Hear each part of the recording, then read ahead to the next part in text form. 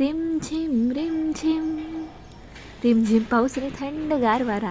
या वातावरणात अशी गरमागरम साबुदाणा वडे मिळाले तर कुणाला नाही आवडणार. अहो, उपवास कशाला हवा, कधीही खाऊ शकता. मग आला ना कुरकुरीत आवाज. अगदी असा झटपट होणारा साबुदाणा वडा आज तुम्हाला दाखवते मी.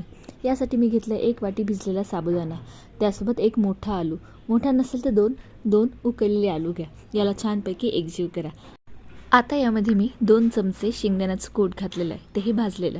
आता 2 मिरच्या आणि कढीपत्ता याची अशी हलकीशी आपल्याला कूट करून यात घालायचं आहे. सोबत घाला चवीप्रमाणे मीठ आणि अर्धा चमचा जिरं. सगळं मस्तपैकी एकजीव करा आणि याचे वडे तयार करून घ्या. 1 वाटी साबुदाणा आणि 2 आलूपासून मी जवळजवळ 10 वडे तयार केले. आता तेल तापत ठेवा आणि त्यात आपले सगळे वडे तळून घ्या. याला दोन्ही बाजूला आपल्याला छान गोल्डन करून घ्यायचे आहे. मध्यम आचेवरती तळले की आपले वडे झाले तयार. आवडलं असेल तर सबस्क्राईब नक्की करा आणि सांगा कशी वाटली.